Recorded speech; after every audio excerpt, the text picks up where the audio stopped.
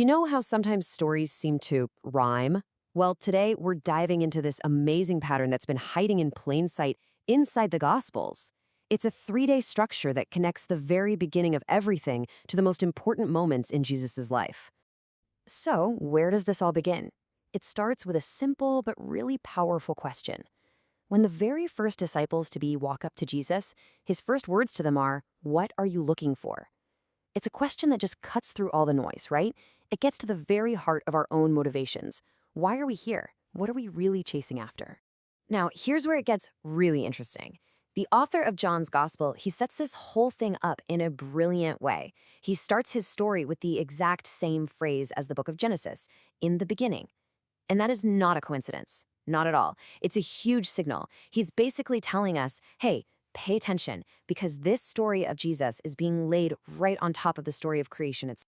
Okay, so here it is. This is the pattern laid out side by side. The author of John actually structures the beginning of Jesus' ministry as a sequence of days. And when you put that timeline next to the creation story and then next to the 3 days of Jesus' passion, wow, this incredible parallel just pops right out. Look at day 1. The theme is separation and discernment. In creation, God separates light from darkness. In Jesus' ministry, his first followers are trying to figure out the truth of who he is. And in the Passion, the crucifixion, the ultimate separation of life and death. Then you've got day 2, which is all about water and descent, separating the waters, baptism, and Jesus resting in the tomb. And day 3, that's all about light and new beginnings, the sun and moon, calling the disciples, and of course, the resurrection. This right here is the hidden code we're going to crack open. So we've seen the theme of separation on that first day. Now let's really dive into day 2. This day is all about immersion, and we see it play out across all 3 timelines in this amazingly consistent way. Think about it. Day 2 of creation, God brings order to all that chaotic water. Day 2 of Jesus' ministry, he physically goes down into the waters of the Jordan River for his baptism. And on day 2 of his passion, that Saturday between the crucifixion and the resurrection, tradition holds that he descends to the dead. See? Each one is a kind of descent, a journey into the depths. And get this, it's on this second day, as Jesus is walking toward the water, that John the Baptist makes this absolutely monumental declaration. He points to Jesus and reveals his entire purpose. The timing here is everything.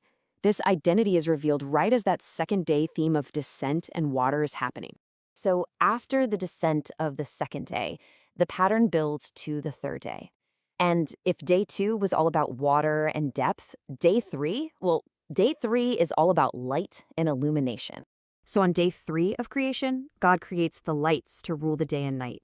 On day 3 of Jesus' ministry, John the Baptist, who's kind of like a reflected light himself, points his own disciples toward the greater light, Jesus. And obviously, on the third day of his passion, we get the resurrection, the ultimate victory of light over darkness. It all just clicks. And this just brilliantly illustrates a core idea. There's a source of light, and then there are those who reflect it. Jesus is the origin, the greater light. John the Baptist, the first disciples, and by extension all their followers, were the lesser lights. Like the moon, we reflect the glory of the source. And it's at this moment that the first disciples are drawn to that source of light and begin to follow him. Now let's just circle back to that title John the Baptist uses, Lamb of God.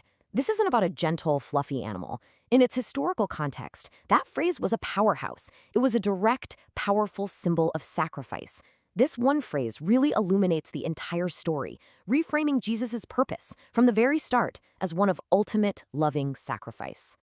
So what's the big takeaway here? This 3-day pattern isn't just some ancient literary device. You can actually see it as a map for our own lives and experiences, which means the question then becomes, where do you find yourself in this pattern right now?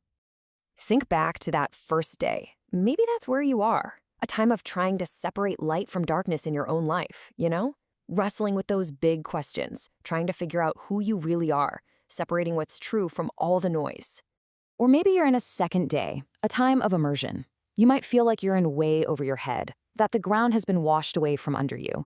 It can be a difficult descent, for sure, but the pattern reminds us that this is also the moment where rescue is promised. Or are you in a third day, that moment of new clarity, where old assumptions are just dripping away and you're being warmed by a new light, a time where you feel this renewed sense of purpose and you're ready to follow a new direction? Which brings us right back to where we started. With this entire framework in mind, this cycle of discernment, immersion, and illumination, that question lands a little differently now, doesn't it? What are you looking for?